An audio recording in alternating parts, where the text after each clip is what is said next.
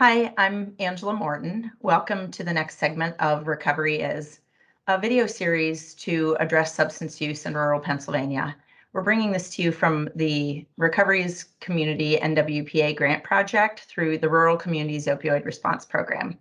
And I'm here today with Dr. Michael Lynch, Medical Director of Pittsburgh Poison Center. He's board certified in emergency medicine, medical toxicology, and addiction medicine. Dr. Randy Fauble, Director of Clinical Care Services at UPMC Western Behavioral Health at Safe Harbor. Hi, Angela. Thank you both for being here today. Angela, thank you. So we always love talking with you, Dr. Lynch. You have such great information with all of your expertise in emergency medicine and addiction medicine and toxicology. So we were really excited to have you here with us to talk about substance use in general, just understanding people who use drugs and alcohol and use substances, understanding that a little bit better, and just tell us what you can tell us that you would want to tell people if you have a couple of minutes. Yeah, it's difficult to understand, I think, unless you have a lot of experience. But when we think about substance use disorder for decades now, we've understood that it is it's a disease. It's a change in the chemistry of how your brain works. The manifestations of what we see of that disease is behaviors, right? So we see what people do as a result of it because we can't see in their brains and see how the chemistry and the wiring affects the way they make decisions. All we see is decisions and actions that don't make sense, right? It doesn't make sense that somebody would do something that's hurting themselves or can cause pain to other people. And as a result, I think it's easy to think, to get angry or upset about that. It's natural, in fact. And what is really important, I think, is to understand that the individual who may be manifesting or showing those behaviors isn't sort of like choosing to and making a conscious decision like, today I'm going to go use a drug or a substance, and I really don't care that it's going to hurt other people. That's not the thought process. The wiring and the chemistry dissociates the decision about using from the outcomes or the impact that that's going to have on themselves and the people around them. And it's a complicated disease. It's not easy, and it's not the same for every single person. Some of it is genetic for some people, and not so much for others. Some of it has to do with early life experiences for some, and not so much with others. And then, the substance itself, it changes the chemistry. That's what it does at its foundation. Whether it's a drug like an opioid or alcohol or nicotine, it changes the way our chemistry works. And so some combination of all those factors in some people can lead to this disease of addiction, whereas other people might have some portions of that but not develop the disease, even if they happen to use a drug or substance, which is why somebody can have a glass or two of wine at dinner and then that's it, and then not drink for a month, whereas somebody else might do that and then not be able to stop and continue drinking and have problems because of it, or using drugs, etc. So it is complicated and it's hard to understand because all we usually see from the outside is the destructive behavior that we don't understand how somebody might engage in that. But it is a disease. And I think the other thing to know is it's not curable, but it is treatable. People can live with that disease like we live with diabetes and high blood pressure and COPD with treatment, even though sometimes the treatment stops working or we don't follow through with the treatment and the disease gets worse and we end up in the hospital because our sugar is high or we can't breathe or a stroke.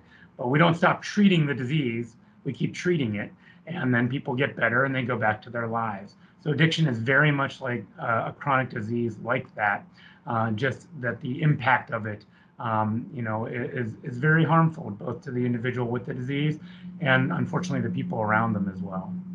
Dr. Lynch, I'm so glad that you acknowledged how hard it can be to sort of watch this happen. And as you're talking, I kind of walked away myself with a couple of takeaways. I really like that you acknowledge that, just that it can be hard to see this. It's really difficult to understand what's happening, but that it's also not a one size fits all. I think you did a nice job of portraying how it's like what the individual brings to the situation, but also when we say mind altering substance, we really mean it, that it is a mind altering, like it changes people's body. And that is a big piece of what's behind that behavior too.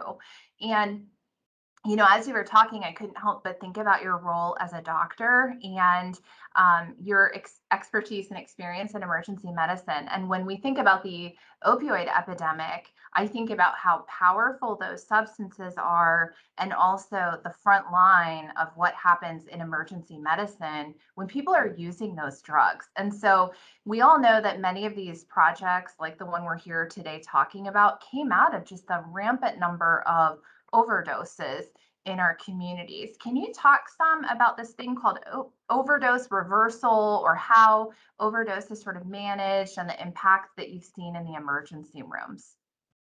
Absolutely.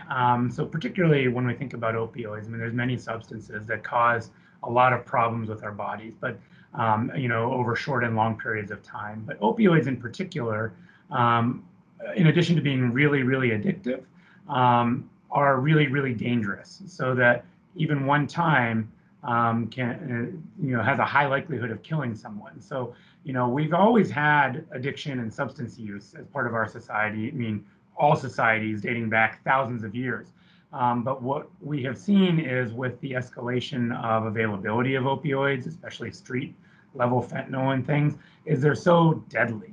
So we see so many more people overdosing and so many more people dying. And we're all very well aware of that, that for the last, certainly 20 years, and even just the last 5 to 10 years, we see, almost exponential growth, such that last year, every day more than 250 Americans died of an overdose. So, that is what we see on the front lines, and when we're taking care of people, is they overdose and they die unless there's really rapid intervention, because somebody can die of an opioid overdose within minutes of the exposure.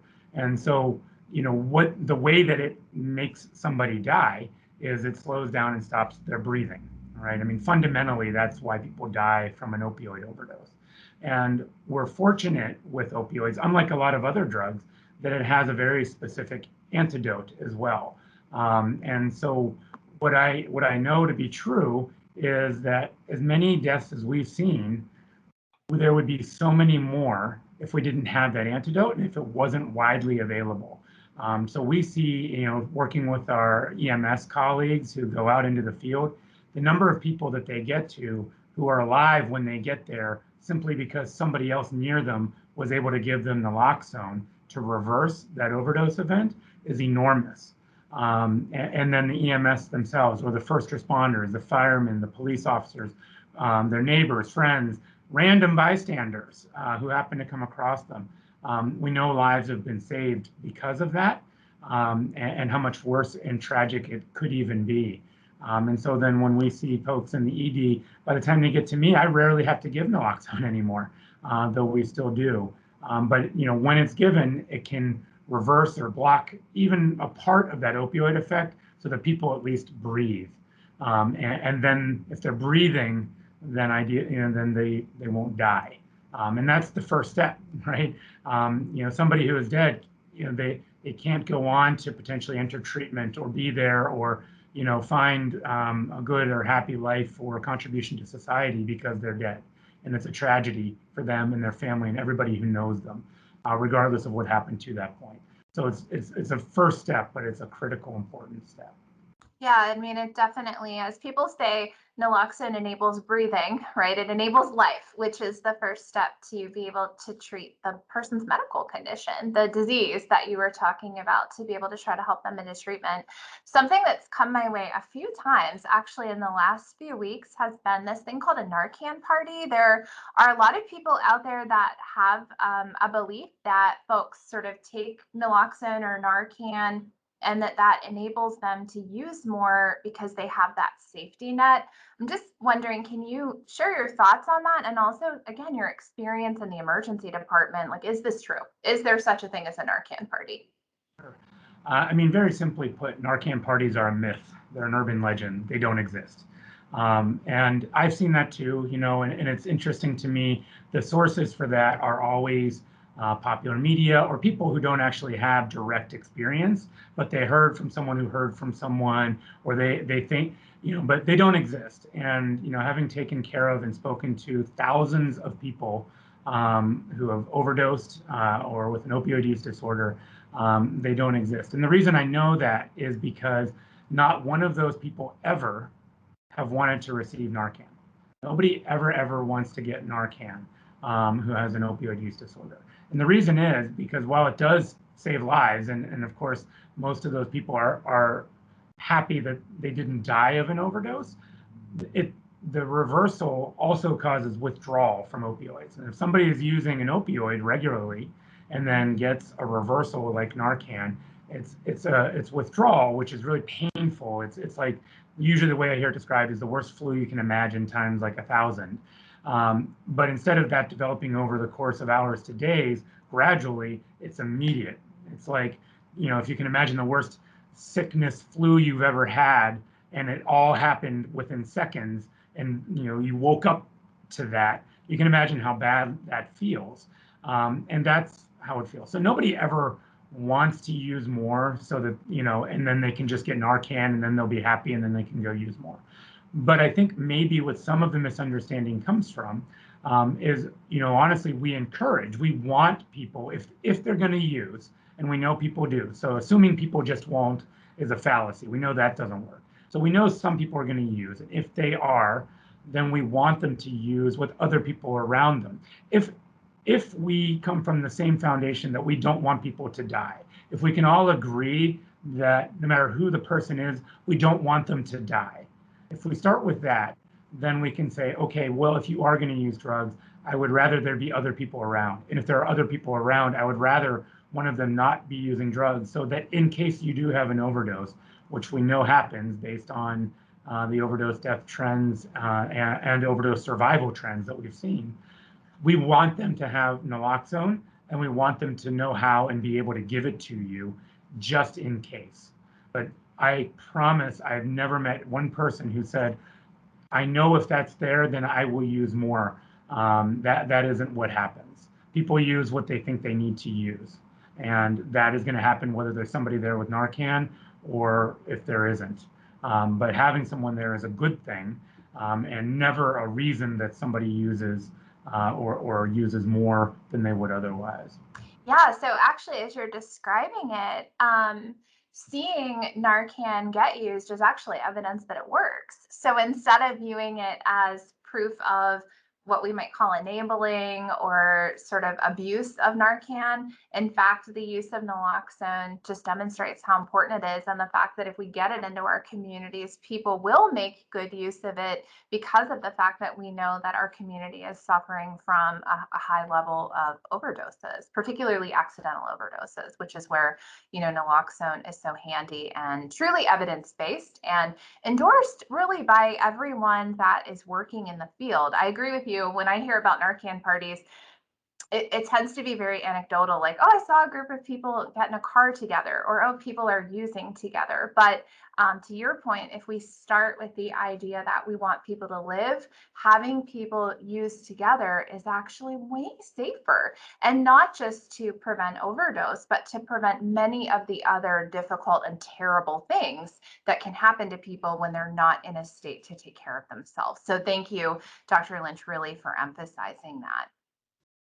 And I do think that it's important to understand it is based on evidence. So I don't make declarations based on how I feel.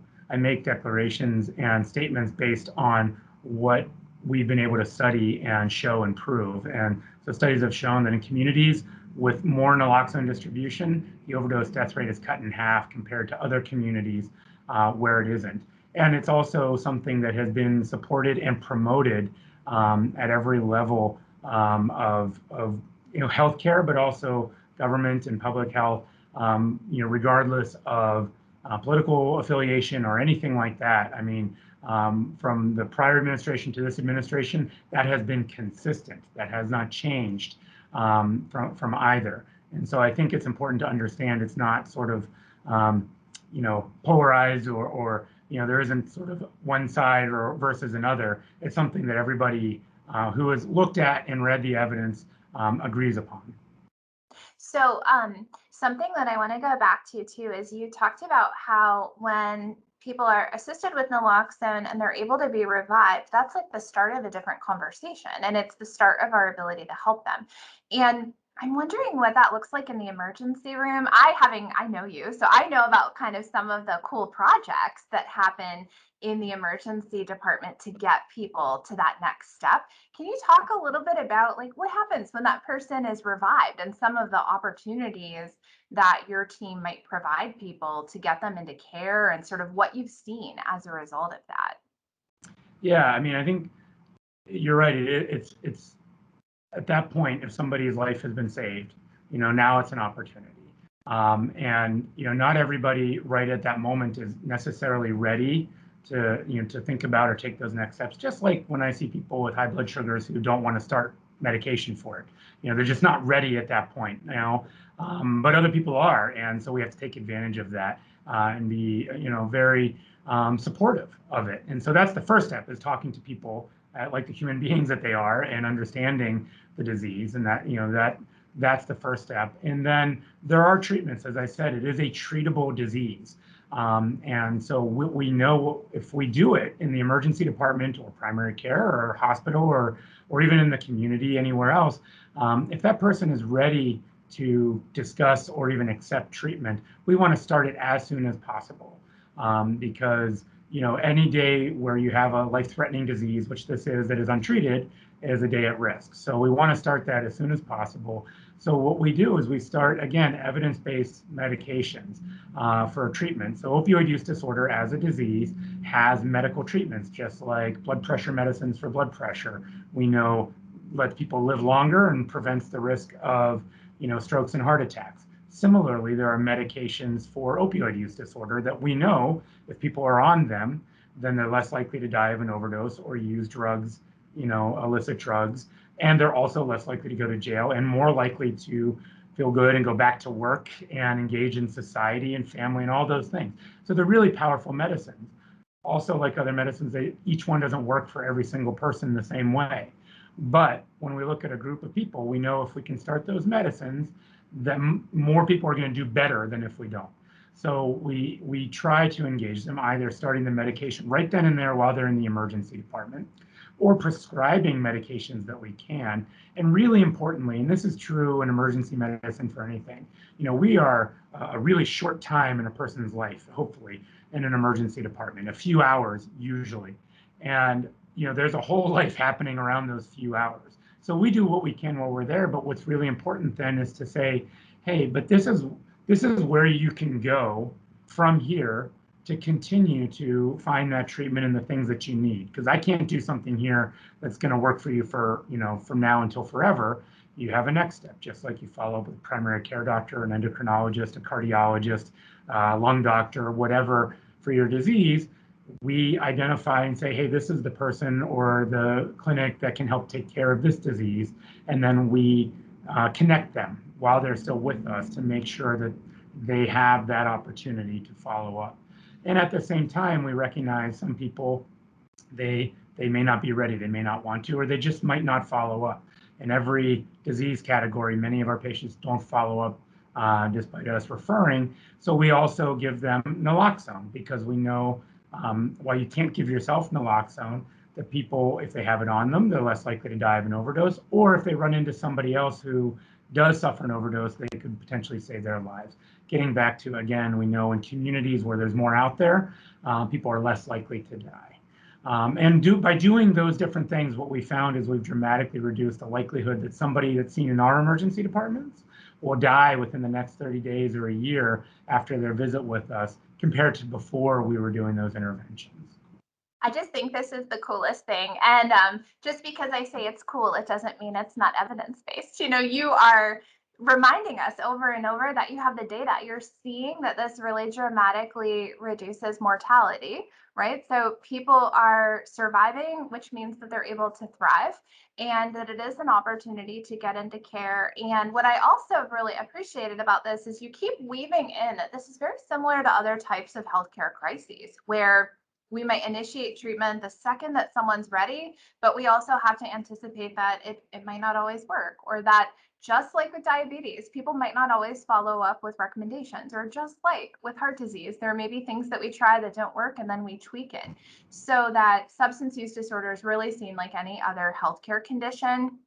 And for someone, from my field coming out of behavioral health, I'm so excited to see this happening in the emergency departments, because what I know is that stigma also kills people. That inability to take that step or have treatment that's truly accessible and welcoming, when you emphasize talking to people like the people that they are and providing an opportunity that's right here, right now, we know that that also truly saves lives, because it's right there. When you make care easy for people to get, many times they take us up on that opportunity. So thank you for paving the way, in many ways, to just make the emergency department a more accessible space for people that have these needs. Hats off to the entire team for doing that work. I want to mention that naloxone, you've taught us so many great things, and I have lots of questions. I always come away with questions, but also feel better equipped to talk to people about this subject. I want people to know that naloxone isn't just something that you can get at the hospital, or that it's a nasal spray.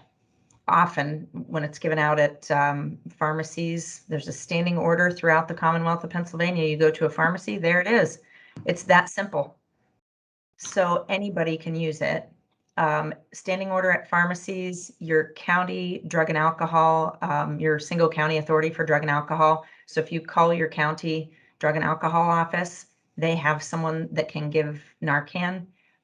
They can give kits, and there's 2 nasal sprays in each kit, and they're available to anyone. So it's that easy. It's that accessible. We can get more and more of it out in the community. Lots of us keep it around because those of us who work in the field know, and we have it. I mean, there you had it on the desk ready right there. So I also feel like I always need to mention where to get help. If someone's listening and needs some help, and believes that you or someone you care about is struggling with substance use, using drugs or alcohol, and thinks that you need some help, you can call the national hotline at 1-800-662-HELP. The word help, HELP, 1-800-662-HELP, or call your local county drug and alcohol office and ask about getting an assessment and getting some treatment, or even just to call and ask some questions. If you're not really sure, it's okay just to call and ask questions. Talk to somebody about it. The more we talk about it, the more we reduce stigma. As you said, stigma is when people treat people differently or judge them when we don't have all the facts. So we really appreciate you sharing some of those facts, not emotions, not feelings, but the facts that are driving what we do for a living. And we just really appreciate you sharing all that information and helping debunk some of those myths as well. Yeah, no, I'm happy to join you. Well, Dr. Lynch, I just want to thank you as well. I echo those sentiments. It's great, as always, to hear the information that you have for us. You get the last word. Anything that you want to add to the group of people that might be listening here? I think it's just, I really want to emphasize that, there are millions and millions of people out there with a substance use disorder. The likelihood is, if you're not one of those people, you know one of those people. You may not know that you know them, but you do. And a negative effect on their life will impact the world around you in a very personal way. So the more that we all come to understand that and recognize that that is out there and it's that prevalent, and are accepting of those people seeking help, the more it's going to benefit not just them, but all of us. And so, the first steps towards doing that, like anything else, are just gathering the information and trying to gain a level of understanding. And if you've listened to us for this long, then you've tried to do that. And so thank you, and I appreciate you listening. And also, if there are any questions that you ever have about substances or anything like that, another resource that you have is you can call Poison Center, 1-800-222-1222. And that's, any of these kinds of questions as well. We can try and help you, or at least get you to the place that we can help you as well. Thank you. Great. Thank you. Thank you both for being here. And Thank you all for joining us for Recovery Is.